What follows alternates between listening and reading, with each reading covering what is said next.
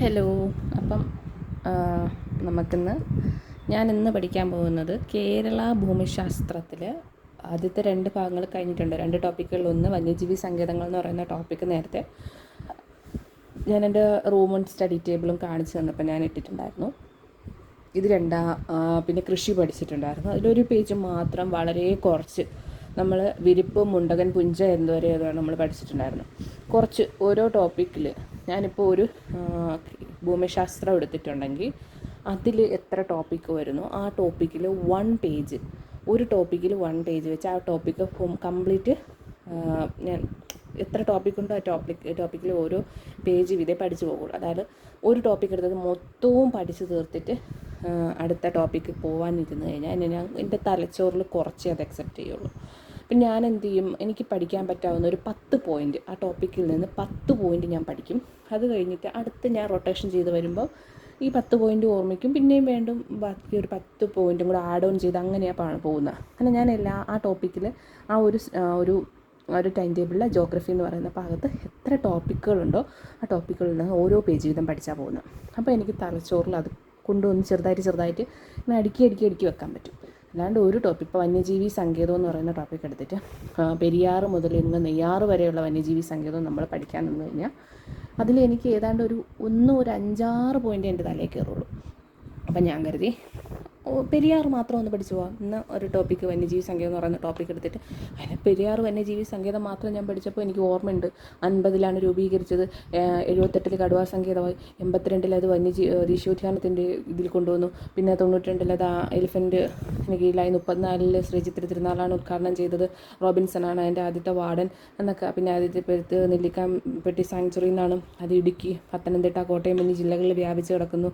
അതിൻ്റെ വിസ്തീർണ്ണം 777 അത് മറ്റ് രേഖകളിൽ 925 എനിക്കിപ്പോൾ ഓർമ്മയുണ്ട്. ഞാനിപ്പം കാണാണ്ട് പറയല്ലേ, അപ്പം എനിക്കത് ഓർമ്മയുണ്ട്.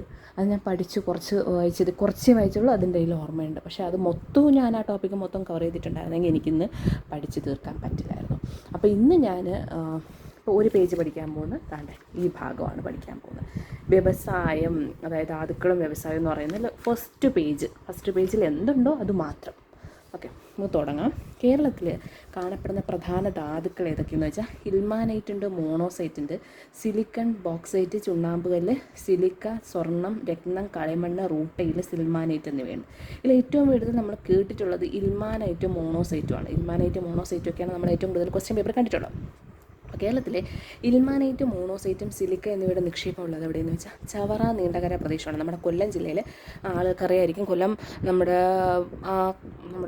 എന്താ പറയുക, മണി കിട്ടുന്ന ഒരു അമ്പലം ഉണ്ടല്ലോ, ആ അമ്പലത്തിൻ്റെ സൈഡിലൊക്കെ പോയി ഈ മിനറൽ ബക്സ് ഉള്ള കുറേ ഫാക്ടറീസൊക്കെ ഞാൻ കണ്ടിട്ടുണ്ട്. അപ്പോൾ ചവറ നീണ്ടകര പ്രദേശമാണ് ഇൽമാനൈറ്റിൻ്റെ മോണോസൈറ്റിൻ്റെയൊക്കെ നിക്ഷേപമുള്ളത്. കേരളത്തിലെ തീരപ്രദേശങ്ങളിൽ അല്ലെങ്കിൽ തീരമണലിൽ നിന്നും ഉൽപ്പാദിപ്പിക്കുന്ന ആണവധാതു എന്ന് വെച്ചാൽ അത് തോറിയമാണ്. കുറേ പ്രാവശ്യം ചോദിച്ചിട്ടുള്ളതാണ്ടത് PYQ എന്ന ഭാഗത്തിൽ ഞാൻ ഇട്ട് വെച്ചേക്കുന്നു കേട്ടോ. കേരളത്തിലെ തീരമണലിൽ നിന്നും ഉൽപ്പാദിപ്പിക്കുന്ന ആണവധാതു എന്ന് വെച്ചാൽ ഇതാണ്, അത് തോറിയമാണ്. കേരളത്തിൽ ഏറ്റവും കൂടുതൽ ബോക്സൈറ്റ് നിക്ഷേപമുള്ള ജില്ല ഏതാണ്? അത് കാസർഗോഡാണ്. ബോക്സൈറ്റ് നിക്ഷേപം ഏറ്റവും കൂടുതലുള്ളത് കാസർഗോഡാണ്. എനിക്കറിയാം ഈ കാറ്റിൻ്റെ ഒരു വൈബ്രേഷൻ ഉണ്ടെന്ന് എനിക്ക് അറിയാൻ പറ്റും. പക്ഷെ എന്താ ചെയ്യാമെന്നറിയോ, ഇവിടെ ഭയങ്കര ചൂടാണ്. കോഴിക്കോട് ഇന്നിപ്പം May 11 ഭയങ്കര ചൂടാണ്. നമ്മളിപ്പോൾ പുറത്ത് മഴ കുറേശ്ശെ പെയ്തുകൊണ്ടെങ്കിലും നല്ല റൂമിനുള്ളിലൊക്കെ ഭയങ്കര ചൂടാണ്. അപ്പം ഒരു സ്പീഡിൽ ഇട്ടേക്കുന്നെങ്കിലും അത്യാവശ്യം നല്ലൊരു മൈക്കിൽ ചിലപ്പോൾ ഇങ്ങനെ കിറന്ന് കേൾക്കാൻ ഒരു ചാൻസ് ഉണ്ട്. എന്നാലും ഞാനത് നിങ്ങൾക്ക് മൈക്കിൻ്റെ അടുത്ത് വന്നിരുന്ന് വർത്താനം പറയാൻ ശ്രമിക്കുന്നുണ്ട്. കാരണം ഇതിപ്പോൾ ഞാൻ വീഡിയോ മാത്രം എടുത്തിട്ട് പിന്നെ ഞാൻ വോയിസ് ഓവർ കൊടുക്കുമ്പോണ്ടല്ലോ, വോയിസ് ഓവർ വേറെ വഴിക്ക് പോവും, വീഡിയോ വേറെ വഴിക്ക് പോവും. അപ്പം ഞാനിങ്ങനെ ചെയ്യാനാണ് കരുതിയത്. അപ്പോൾ കേരളത്തിൽ നമ്മളിപ്പോൾ പഠിച്ചത് ഇൽമാനൈറ്റ്, മോണോസൈറ്റ്, സിലിക്കൺ എന്നിവ ചവറ നീണ്ടകര പ്രദേശം കൊല്ലം നമ്മൾ പഠിച്ചു കഴിഞ്ഞു, തീർന്നു. കേരളത്തിൽ തീരമണലിൽ നിന്ന് ഉൽപ്പാദിപ്പിക്കുന്ന ആണവധാതു തോറിയം, അതും പഠിച്ചു കഴിഞ്ഞു. പിന്നെ ഏറ്റവും കൂടുതൽ ബോക്സൈറ്റ് ഉള്ളത് കാസർഗോഡാണ്.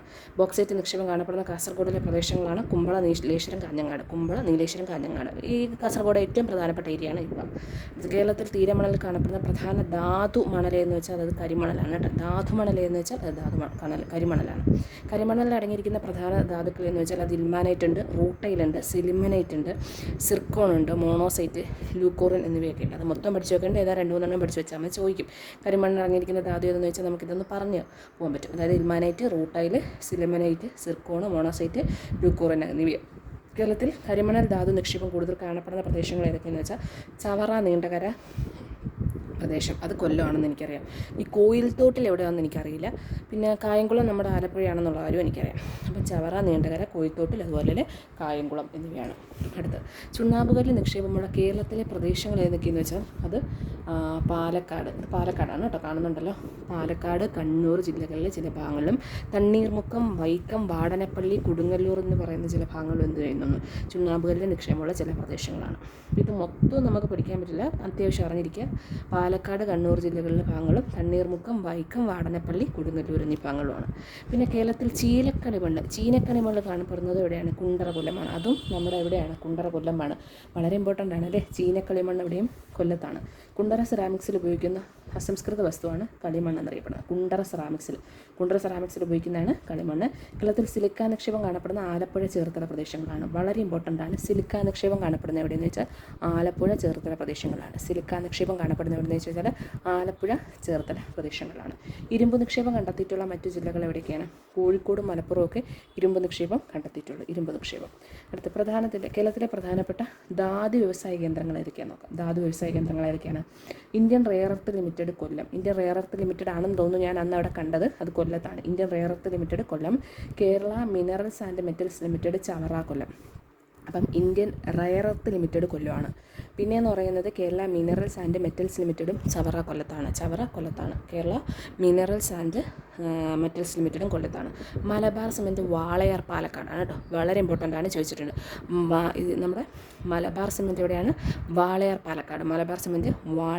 പാലക്കാട്. ട്രാവൻകൂർ സിമെൻറ്റ് നാട്ടകം കോട്ടയമാണ് കേട്ടോ. ട്രാവൻകൂർ സിമെൻറ്റ് എന്ന് നമ്മൾ വിചാരിക്കും തിരുവനന്തപുരത്താണെന്നല്ല. ട്രാവൻകൂർ സിമെൻറ്റ് എന്ന് പറയുന്നത് നാട്ടകം കോട്ടയം. ഇത് കുണ്ടറ സെറാമിക്സ് കൊല്ലമാണ്. Kundara ceramics Indian rare earth limited, Kerala minerals and metals limited എന്നിവയെല്ലാം കൊല്ലത്താണ്. English East Indian clays limited കേട്ടോ. ഇംഗ്ലീഷ് ഇന്ത്യൻ ക്ലേസ് ലിമിറ്റഡ് എവിടെയാണെന്ന് വെച്ചാൽ തിരുവനന്തപുരത്താണ്. English Indian clays limited Thiruvananthapuram. Excel glass industry ആലപ്പുഴയാണ്. Excel glass industries Alappuzha. Kerala clays and ceramics product limited Pazhayangadi കണ്ണൂരാണ്. Kerala clays and ceramics products limited എവിടെയെന്ന് വെച്ചാൽ അത് പഴയങ്ങാടിയാണ്. ഇതൊന്നും 2-3 പ്രാവശ്യം നമുക്ക് റീഡ് ചെയ്യാം. ഒന്നുകൂടെ നോക്കാം. Kerala rare earth limited Kollam, Kerala minerals and metals limited Chavara Kollam, Malabar cement Walayar Palakkad, Travancore cement Nattakam Kottayam, Kundara ceramics Kollam, English Indian clays limited Thiruvananthapuram, Excel glass industry Alappuzha, Kerala clays and ceramics product limited Pazhayangadi. അപ്പോൾ നമ്മൾ ഈ ഒരു പേജിൽ നിന്ന് പഠിച്ച കുറേ ഇമ്പോർട്ടൻ്റ് ആയിട്ട് കാര്യങ്ങളുണ്ട്. Ilmenite, monazite, silicon, Chavara, Neendakara പ്രദേശം. മണലിൽ നിന്നും ഉൽപ്പാദിപ്പിക്കുന്ന ആണവധാതു തോറിയം. അടുത്ത് കേരളത്തിൽ ഏറ്റവും കൂടുതൽ ബോക്സൈറ്റ് ഉൽപ്പാദിപ്പിക്കുന്ന കാസർഗോഡ്, കുമ്പള, നീലേശ്വരം, കാഞ്ഞങ്ങാട് എന്ന ഭാഗങ്ങളിൽ. കേരളത്തിൽ തീരപ്രദേശങ്ങളിൽ കാണപ്പെടുന്ന പ്രധാന ധാതുമണലാണ് കരിമണലിൽ അടങ്ങിയിരിക്കുന്ന പ്രധാന ധാതുക്കളാണ് ഇൽമാനൈറ്റ്, റൂട്ടൈൽ, സിൽമനൈറ്റ്, സിർക്കോൺ, മോണോസൈറ്റ്, ലൂക്കറൈൻ. കേരളത്തിൽ കരിമണൽ ധാതു നിക്ഷേപം കൂടുതലുള്ളത് ചവറ, നീണ്ടകര, കോയിൽത്തോട്ടം, കായംകുളം. പിന്നെ ചുണ്ണാമ്പുകല്ല് നിക്ഷേപം പാലക്കാട്, കണ്ണൂർ ജില്ലകളിലെ ചില ഭാഗങ്ങളിലും തണ്ണീർമുക്കം, വൈക്കം, വാടനപ്പള്ളി, കൊടുങ്ങല്ലൂർ ചില ഭാഗങ്ങളുമാണ്.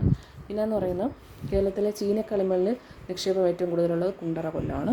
പിന്നെയെന്ന് പറയുന്നത് കുണ്ടറ സെറാമിക്സിൽ ഉൽപ്പാദിപ്പിക്കുന്ന അസംസ്കൃത വസ്തു കളിമണ്ണാണ്. കേരളത്തിൽ സിലിക്ക നിക്ഷേപം കാണപ്പെടുന്ന ആലപ്പുഴ, ചേർത്തല പ്രദേശമാണ്. ഇരുമ്പ് നിക്ഷേപം കോഴിക്കോട്, മലപ്പുറമാണ്. പിന്നെ ഇന്ത്യൻ റെയർ എർത്ത് ലിമിറ്റഡ് കൊല്ലമാണ്. Kerala minerals and metals limited കൊല്ലമാണ്. മലബാർ സിമെൻറ്റ് വാളയാറാണ്. ട്രാവൻകൂർ സിമെൻറ്റ് നാട്ടകം കോട്ടയമാണ്. കുണ്ടറ സെറാമിക്സ് കൊല്ലമാണ്. ഇംഗ്ലീഷ് ഇന്ത്യൻ ക്ലേസ് ലിമിറ്റഡ് തിരുവനന്തപുരമാണ്. എക്സൽ ഗ്ലാസ് ഇൻഡസ്ട്രി ആലപ്പുഴയാണ്. Kerala clays and ceramics product limited പഴയങ്ങാടിയാണ്. ഓക്കെ, അപ്പോൾ ഇത്രയാണ് നമ്മൾ ഈ ഒരു പേജിൽ നിന്ന് പഠിച്ചിട്ടുള്ളത്. വളരെ ഇമ്പോർട്ടൻ്റ് ആണ്. ഇത്രയും നമുക്ക് എന്തായാലും ഓർമ്മയുണ്ടാവും. ഇനി ഇതും കൂടെ ഒന്ന് വായിച്ച് നോക്കാം, കാരണം ആ ഒരു ഭാഗം കൂടെ ഉള്ളൂ. അടുത്ത ക്ലാസ്സിൽ വ്യവസായം മൊത്തമാണ് പഠിക്കുന്നത്. നമുക്കിത് നോക്കാം. അഭ്രം നിക്ഷേപം കണ്ടെത്തിയിട്ടുള്ള തിരുവനന്തപുരം ജില്ലയിലെ മേനക്കുളമാണ്. അപ്പോൾ അഭ്രം നിക്ഷേപം എവിടെയാണെന്ന് കണ്ടെത്തിയിട്ടുള്ളത്? തിരുവനന്തപുരം ജില്ലയിലെ മേനക്കുളമാണ്. അഭ്രം നിക്ഷേപം എവിടെയാണ്? തിരുവനന്തപുരം ജില്ലയിലെ മേനക്കുളം. അഭ്രം തിരുവനന്തപുരം ജില്ലയിലെ മേനക്കുളമാണ്. കേരളത്തിൽ സ്വർണ്ണ നിക്ഷേപം കണ്ടെത്തിയിട്ടുള്ളത് മേപ്പാടി, വൈത്തിരി, മാനന്തവാടി, നിലമ്പൂർ എന്നാണ്. മേപ്പാടിയും വൈത്തിരിയും നമ്മുടെ വയനാടാണ് കേട്ടോ. മേപ്പാടിയും വൈത്തിരിയും വയനാടാണ്. മാനന്തവാടി വയനാടാണ്. നിലമ്പൂർ എവിടെയാണ്? മലപ്പുറമാണ്. കേരളത്തിൽ രത്നക്കല്ലുകൾ കാണപ്പെടുന്നത് എൻ്റെ സ്വന്തം നാടായ തിരുവനന്തപുരത്തുണ്ട്. പിന്നെ കൊല്ലമുണ്ട്, ചില പ്രദേശങ്ങളിലൊക്കെ ഉണ്ട്. പിന്നെ തിരുവനന്തപുരം കൊല്ലം ജില്ലകളുടെ കിഴക്കൻ ഭാഗങ്ങളിൽ കാണപ്പെടുന്ന രത്നങ്ങളാണ് മാർജാര നേത്രം, അലക്സാണ്ട്രൈറ്റ് എന്നൊക്കെ ചോദിക്കുന്നത്. ഡീറ്റെയിൽ ആയിട്ട് ചോദിക്കില്ല, ഒരു വായിച്ചിരുന്ന അറിവ് വേണം കേട്ടോ, വായിച്ചിരുന്ന അറിവ് വേണം. കേരളത്തിൽ കണ്ടെത്തിയിട്ടുള്ള ഒരു ഇന്ധന ധാതു എന്ന് വെച്ചാൽ അത് ലിഗ്നൈറ്റ് ആണ്. ലിഗ്നൈറ്റ് കേട്ടോ, കേരളത്തിൽ കണ്ടെത്തിയിട്ടുള്ള വളരെ ഇമ്പോർട്ടൻ്റ് ആണ്. കേരളത്തിൽ കണ്ടെത്തിയിട്ടുള്ള ഒരു ഇന്ധന ധാതു എന്ന് വെച്ചാൽ അതാണ് ലിഗ്നൈറ്റ്. കേരളത്തിൽ കണ്ടെത്തിയിട്ടുള്ള ഒരു ഇന്ധന ധാതുവാണ് ലിഗ്നൈറ്റ്.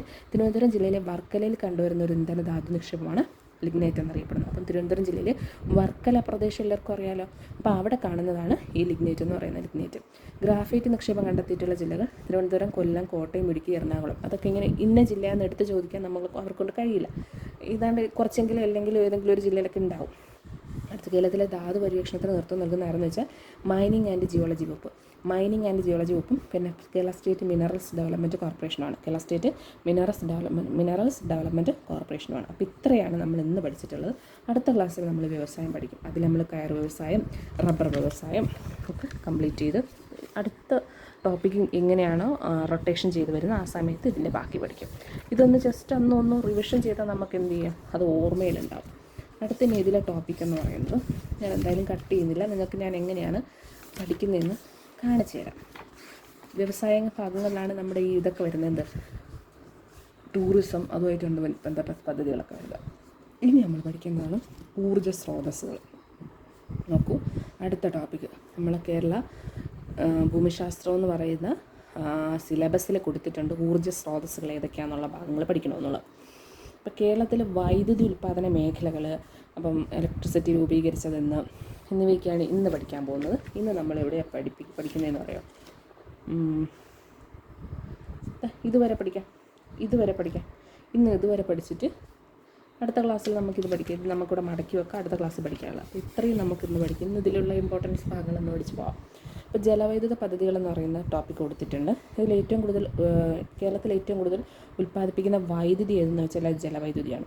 അപ്പോൾ ഇന്നത്തെ പരീക്ഷ ചോദിച്ചിട്ടുണ്ടായിരുന്നു, ഇന്നൊരു LGS ലെവൽ ക്വസ്റ്റ്യൻ ആയിരുന്നെങ്കിലും ഇന്നത്തെ പരീക്ഷയ്ക്ക് ചോദിച്ചിരുന്നതാണ് കേരളത്തിൽ ഏറ്റവും കൂടുതൽ ഉൽപ്പാദിപ്പിക്കുന്ന വൈദ്യുതി ഏതെന്നുള്ളതാണ്. അപ്പോൾ അത് ജലവൈദ്യുത പദ്ധതിയാണ് കേട്ടോ, ജലവൈദ്യുത പദ്ധതിയാണ്. കേരളത്തിലെ ഊർജ്ജ വികസന പ്രവർത്തനങ്ങൾ നടപ്പാക്കുന്ന ഏജൻസികൾ എന്ന് വെച്ചാൽ കേരള സംസ്ഥാന വൈദ്യുത ബോർഡ്, KSF അല്ല KECB, അതുപോലെ തന്നെ ഇലക്ട്രിക്കൽ ഇൻസ്പെക്ടറേറ്റ്, പിന്നെ അനേർട്ട് എന്ന് പറഞ്ഞ ഫുൾ ഫോമാണ് agency for new and renewable energy research and technology, 1986. അപ്പോൾ അനേർട്ട് രൂപീകൃതമായതെന്ന് വെച്ചാൽ എന്താണ്, 1986 അനേർട്ട് 1986. പിന്നെ എനർജി മാനേജ്മെൻറ്റ് സെൻറ്റർ. അപ്പോൾ ഈ 4 ഭാഗങ്ങളാണ് കേരളത്തിലെ ഊർജ്ജ വികസന പ്രവർത്തനങ്ങളൊക്കെ നടത്തുന്നത്. അപ്പോൾ കേരളത്തിലെ സംസ്ഥാന വൈദ്യുത ബോർഡ്, പിന്നെ എന്താണ് electrical inspectorate, ANERT, energy management centre. Electrical inspectorate രൂപീകൃതമായത് 1986. അടുത്ത് നോക്കൂ, KECB സ്ഥാപിതമായത് 57 മാർച്ച് 31. 1956 നവംബർ 1 കേരളം രൂപീകൃതമായി. അത് കഴിഞ്ഞൊരു വർഷം കഴിഞ്ഞ് 57 മാർച്ച് 31 1957 മാർച്ച് 31 KECB രൂപീകൃതമായി. KECBയുടെ ആപ്തവാക്യം കേരളത്തിൻ്റെ ഊർജ്ജം എന്നാണ്, എല്ലാവർക്കും അറിയാം അല്ലേ. കേരള ഇലക്ട്രിസിറ്റി ഓംബുഡ്സ്മാൻ്റെ ആസ്ഥാനം അല്ലെങ്കിൽ ഔദ്യോഗിക ആസ്ഥാനം എന്ന് പറയുന്നത് കൊച്ചി, എറണാകുളമാണ്. കേരള ഇലക്ട്രിസിറ്റി ഓംബുഡ്സ്മാൻ്റെ ഔദ്യോഗിക ആസ്ഥാനം എവിടെയാണ്, കൊച്ചി, എറണാകുളമാണ്. KECBയുടെ കീഴിൽ 38 ജലവൈദ്യുത പദ്ധതികൾ, എത്രയാണ്, 38 ജലവൈദ്യുത പദ്ധതികളും 2 ഡീസൽ പവർ പ്ലാന്റുകളും 1 കാറ്റാടി ഫാമും 24 സോളാർ പ്ലാന്റും ഉണ്ട്. അപ്പോൾ ഒരു KECBയുടെ റിപ്പോർട്ട് പ്രകാരമാണ് കേട്ടോ, 38 ജലവൈദ്യുത പദ്ധതികളും 2 ഡീസൽ പവർ പ്ലാന്റും 1 കാറ്റാടി ഫാമും 24 സോളാർ പ്ലാന്റും ഉണ്ട്. വൈദ്യുത ബോർഡിൻ്റെ സൗജന്യ ബില്ലിംഗ് സോഫ്റ്റ്വെയറാണ് ഒരുമ എന്നറിയപ്പെടുന്നത്. 2006 വന്നതാണ് ഒരുമ. സൗജന്യ ബില്ലിംഗ് സോഫ്റ്റ്വെയറാണ് ഈ ഒരുമ എന്ന് പറയുന്നത്. അപ്പോൾ കേരളത്തിലെ ഏറ്റവും വലിയ ജലവൈദ്യുത പദ്ധതിയാണ് ഇടുക്കി ജലവൈദ്യുത പദ്ധതി. ഇന്ന് ഈ ഇടുക്കി ജലവൈദ്യുത പദ്ധതിയെക്കുറിച്ച് ചോദിച്ചിട്ടുണ്ടായിരുന്നു. അപ്പോൾ കേരളത്തിലെ ഏറ്റവും വലിയ ജലവൈദ്യുത പദ്ധതിയാണ് ഇടുക്കി ജലവൈദ്യുത പദ്ധതി. ഏറ്റവും കൂടുതൽ ജലവൈദ്യുത പദ്ധതികളുള്ള കേരളത്തിലെ ജില്ലയാണ് ഇടുക്കി. ഏറ്റവും കൂടുതൽ ജലവൈദ്യുത പദ്ധതികളുള്ള കേരളത്തിലെ ജില്ലയാണ് ഇടുക്കി. കേരളത്തിൽ ഏറ്റവും കൂടുതൽ ജലവൈദ്യുത പദ്ധതികൾ സ്ഥിതി ചെയ്യുന്ന നദി പെരിയാറാണ്. ഇന്ന് കൊടുത്തേക്കുന്ന ക്വസ്റ്റ്യൻ പേപ്പറിൽ ഭാരതപ്പുഴ എന്നാണ് കൊടുത്തിട്ടുണ്ടായിരുന്നത്. പക്ഷേ എന്താണ് ഉത്തരം, പെരിയാറിലാണ് ഏറ്റവും കൂടുതൽ ജലവൈദ്യുത പദ്ധതികൾ സ്ഥിതി ചെയ്യുന്നത്. കേരളത്തിലെ ആദ്യമേ വൈദ്യുതീകരിച്ച നഗരം ഏതെന്ന് വെച്ചാൽ അത് തിരുവനന്തപുരമാണ്. 1929 കേരളത്തിൽ ആദ്യമായിട്ട് വൈദ്യുതീകരിക്കുന്നത്, അതായത് തിരുവനന്തപുരം ജില്ല വൈദ്യുതീകരിക്കുന്നത്. സമ്പൂർണ്ണമായും വൈദ്യുതി, അതായത് പൂർണ്ണമായും വൈദ്യുതീകരിച്ചത് പാലക്കാടാണ്. കേരളത്തിൽ പൂർണ്ണമായും വൈദ്യുതീകരിച്ച ആദ്യ ജില്ല എന്ന് പറയുന്നത് പാലക്കാടാണ്. ആദ്യം വൈദ്യുതീകരിച്ച തിരുവനന്തപുരമാണ് 1929, പൂർണ്ണമായും വൈദ്യുതീകരിച്ചത് പാലക്കാടാണ്. പാലക്കാട് ജില്ലയെ സമ്പൂർണ്ണ വൈദ്യുതീകരിക്കപ്പെട്ട ജില്ലയായിട്ട് പ്രഖ്യാപിച്ചത് 2010 ഫെബ്രുവരി 16 2010 ഫെബ്രുവരി 16 86 അനേർട്ട് രൂപീകൃതമായി നമ്മൾ പഠിച്ചു. ഓക്കെ, 86 57 മാർച്ച് 31 KECB സ്ഥാപിതമായ നമ്മൾ പഠിച്ചു. ഇപ്പോൾ 2010 പാലക്കാടിനെ സമ്പൂർണ്ണ വൈദ്യുതീകരിച്ച ജില്ലയായിട്ട് മാറ്റി നമ്മൾ പഠിച്ചു. അടുത്ത് നമ്മൾ പഠിക്കുന്ന ഊർജ്ജ കാര്യക്ഷമത വർദ്ധിപ്പിക്കുക, ഊർജ്ജ സംരക്ഷണം പ്രോത്സാഹിപ്പിക്കുക, ബോധവൽക്കരണ ക്ലാസുകൾ സംഘടിപ്പിക്കുക എന്നീ ലക്ഷ്യത്തോടെ ഊർജ്ജ വകുപ്പിന് കീഴിൽ പ്രവർത്തിക്കുന്ന സ്വയംഭരണ സ്ഥാപനമാണ് എനർജി മാനേജ്മെൻറ്റ് സെൻറ്റർ എന്നറിയപ്പെടുന്നത്. അപ്പോൾ ഇതൊക്കെയാണ് ഊർജ്ജ കാര്യക്ഷമത വർദ്ധിപ്പിക്കുക, ഊർജ്ജ സംരക്ഷണം പ്രോത്സാഹിപ്പിക്കുക, ബോധവൽക്കരണ ക്ലാസുകൾ സംഘടിപ്പിക്കുക എന്നീ ലക്ഷ്യത്തോടെ ഊർജ്ജ വകുപ്പിന് കീഴിൽ പ്രവർത്തിക്കുന്ന സ്വയംഭരണ സ്ഥാപനമാണ് energy management centre. 2001 energy conservation act നടപ്പാക്കാൻ ചുമതലപ്പെട്ട സ്ഥാപനമാണ് energy management centre. 2001 energy conservation act നടപ്പാക്കപ്പെട്ട ചുമതലപ്പെട്ട സ്ഥാപനമാണ് എനർജി മാനേജ്മെൻറ്റ് സെൻറ്റർ. സംസ്ഥാനത്തെ വൈദ്യുതി മേഖലയുടെ സമഗ്ര വികസനം ലക്ഷ്യമിട്ട് 2018 കേരള സർക്കാർ ആരംഭിച്ച പദ്ധതിയാണ് ഊർജ്ജ കേരള മിഷൻ. ഊർജ്ജ കേരള മിഷൻ 2018 ആരംഭിച്ചൊരു പദ്ധതിയാണ്. അടുത്ത് നോക്കൂ, ഗാർഹിക ഉപഭോക്താക്കളുടെ ഇടയിൽ ഊർജ്ജ സംരക്ഷണ ബോധവൽക്കരണത്തിന് ഇലക്ട്രിസിറ്റി ബോർഡ് ആവിഷ്കരിച്ച് നടപ്പാക്കുന്ന പദ്ധതിയാണ് ലാഭപ്രഭ എന്നറിയപ്പെടുന്നത്. അപ്പോൾ ഗാർഹിക ഉപഭോക്താക്കളുടെ ഇടയിൽ ഊർജ്ജ സംരക്ഷണ ബോധവൽക്കരണത്തിനായി ഇലക്ട്രിസിറ്റി ബോർഡ് ആവിഷ്കരിച്ച് നടപ്പാക്കുന്ന ഊർജ്ജ സംരക്ഷണ പദ്ധതിയാണ് ലാഭപ്രഭ. 2013 ഊർജ്ജ കേരള മിഷൻ്റെ ഭാഗമായി നടപ്പാക്കുന്ന പദ്ധതിയാണ് സൗര. അപ്പോൾ ഊർജ്ജ കേരള മിഷൻ്റെ ഭാഗമായി നടപ്പാക്കുന്ന പദ്ധതികൾ ഏതൊക്കെയാണ്? ഒന്ന് സൗരയാണ്. സൗരോർജ്ജത്തിൽ നിന്നും 1000 മെഗാവാട്ട് വൈദ്യുതി ഉൽപ്പാദനം, ഒന്ന് സൗര എന്ന് പറയുന്നത്. പിന്നെ ഫിലമെൻ്റ് രഹിത കേരളം. ഫിലമെൻ്റ് രഹിത കേരളം എന്ന് പറയുന്നത് LED ബൾബുകൾ മിതമായ നിരക്കിൽ നൽകുന്നതാണ് ഫിലമെൻ്റ് രഹിത കേരളം എന്നറിയപ്പെടുന്നത്. ദ്യുതി 2021 എന്ന് പറയുന്നതാണ് വൈദ്യുതി വിതരണ ശൃംഖല നവീകരിക്കലാണ്. ദ്യുതി 2021 എന്ന് പറയുന്നത് വൈദ്യുതി വിതരണ ശൃംഖല നവീകരിക്കലാണ്. പിന്നെ എന്ന് പറയുന്നത് ട്രാൻസ്ഗ്രിഡ് 2.0 എന്ന് പറയുന്നത് പ്രസരണ നഷ്ടം കുറയ്ക്കുക. ട്രാൻസ്ഗ്രിഡ് 2.0 പ്രസരണ നഷ്ടം കുറയ്ക്കുക. അടുത്ത് ഇ-സേഫ് എന്ന് പറയുന്നത് സുരക്ഷിതമായ വൈദ്യുതി ഉപയോഗ പ്രചരണ പരിപാടിയാണ് ഇ-സേഫ് എന്ന് പറയുന്നത്. അപ്പോൾ പള്ളിവാസൽ സ്വകാര്യ ആവശ്യത്തിനായി ജലവൈദ്യുത പദ്ധതി ആരംഭിച്ച കമ്പനിയാണ് കണ്ണൻ ദേവൻ. പള്ളിവാസലിൽ സ്വകാര്യ ആവശ്യത്തിനായിട്ട് ഇതിനാണ് ജലവൈദ്യുത പദ്ധതി ആവിഷ്കരിച്ച അല്ലെങ്കിൽ ആരംഭിച്ച കമ്പനിയാണ് കണ്ണൻ ദേവൻ കമ്പനി എന്നറിയപ്പെടുന്നത്. പള്ളിവാസൽ പദ്ധതി സ്ഥിതി ചെയ്യുന്നത് എവിടെയാണ്? പെരിയാറിൻ്റെ പോഷക നദിയായ മുതിരപ്പുഴയിലാണ്. പള്ളിവാസൽ ജലവൈദ്യുത പദ്ധതി സ്ഥാപിച്ചത് ആരുടെ ഭരണകാലത്താണ്? ശ്രീ ചിത്ര തിരുനാൾ ബാലരാമവർമ്മയുടെ കാലത്താണ്. പള്ളിവാസൽ ആദ്യം ആരംഭിച്ച കണ്ണൻ ദേവൻ കമ്പനിയാണ് 1900. പിന്നെ അത് സ്ഥിതി ചെയ്യുന്ന പെരിയാറിൻ്റെ പോഷക നദിയായ മുതിരപ്പുഴയിലാണ് കേട്ടോ. പള്ളിവാസൽ പദ്ധതി സ്ഥിതി ചെയ്യുന്നത് 1940 പള്ളിവാസൽ രൂപീകരിച്ചത് കേട്ടോ. അത് സ്ഥിതി ചെയ്യുന്നത് പെരിയാറിൻ്റെ പോഷക നദിയായ മുതിരപ്പുഴയിലാണ്. പള്ളിവാസൽ ജലവൈദ്യുത പദ്ധതിക്ക് സ്ഥാപിച്ചത് ശ്രീ ചിത്ര തിരുനാളിൻ്റെ കാലത്താണ്. പള്ളിവാസൽ പദ്ധതിയിൽ നിന്ന് ഉപയോഗം കഴിഞ്ഞ് പുറത്തേക്ക് ഒഴുകുന്ന വെള്ളവും മുതിരപ്പുഴയിലെ വെള്ളവും ചേർത്ത് ഉപയോഗിച്ച് വൈദ്യുതി ഉൽപ്പാദിപ്പിക്കുന്നത് ചെങ്കുളം ജലവൈദ്യുത പദ്ധതിയിലാണ് കേട്ടോ. അപ്പം നമ്മുടെ പള്ളിവാസൽ പദ്ധതിയിൽ നിന്ന് ഉപയോഗം കഴിഞ്ഞ് പുറത്തു വരുന്ന വെള്ളവും പള്ളിവാസലിൽ നിന്ന് പുറത്തു വരുന്ന വെള്ളവും മുതിരപ്പുഴയിലെ ബാക്കി വെള്ളവും കൂടെ ചേർത്താണ് ചെങ്കുളം ജലവൈദ്യുത പദ്ധതി പ്രവർത്തിക്കുന്നത്. ചെങ്കുളം ജലവൈദ്യുത പദ്ധതി പ്രവർത്തിക്കുന്നതെങ്കിലാണ് പള്ളിവാസലിൽ നിന്ന് പുറത്തു വരുന്ന വെള്ളവും പള്ളിവാസലിൽ നിന്ന് ഉപയോഗം കഴിഞ്ഞ് പുറത്തു വരുന്ന വെള്ളവും പിന്നെന്താണ് മുതിരപ്പുഴയിലെ ബാക്കി വെള്ളവും കൂടെ ചേർത്താണ് ചെങ്കുളം വൈദ്യുതി പ്രവർത്തിക്കുന്നത്. അപ്പോൾ ഇന്ന് നമ്മൾ ഇത്രയാണ് പഠിച്ചിട്ടുള്ള ഈ ഒരു ക്ലാസ്സിൽ കേട്ടോ. ഇനിയുണ്ട് ക്ലാസ്, അതായത് ഊർജ്ജ സ്രോതസ് എന്ന് പറയുന്ന ആ ഭാഗത്ത് നമ്മൾ ഇത്രയും ഭാഗമാണ് പഠിച്ചിട്ടുള്ളത്. ഇതിൽ ഒരു ഡൗട്ടും വരാൻ കാരണമില്ല. ഇത് നമ്മൾ ഒന്നുകൂടെ വേണമെങ്കിൽ കേട്ട് നോക്കിയാൽ നമുക്ക് 100% ഇത് ഉറപ്പായിട്ടും ഓർമ്മയുണ്ടാവും. ഓക്കെ, അടുത്ത് പഠിക്കാൻ പോകുന്ന ടോപ്പിക്ക് നോക്കാം. അടുത്ത് പഠിക്കാൻ പോകുന്ന ടോപ്പിക്ക് ഇതിൽ കൂടെ പഠിപ്പിക്കുന്നില്ല, ഇത് പഠിക്കുന്നില്ല, നമുക്ക് അടുത്തൊരു വീഡിയോ ആയിട്ട് പഠിക്കാം. റോഡ്, റെയിൽ, വ്യോമഗതാഗത സംവിധാനങ്ങളാണ് അടുത്ത് പഠിക്കുന്ന ടോപ്പിക്ക്. നമുക്ക് അടുത്ത വീഡിയോയിലിടാം അത്. ഓക്കെ, അപ്പോൾ എല്ലാവരും നല്ലോണം പഠിക്കട്ടോ.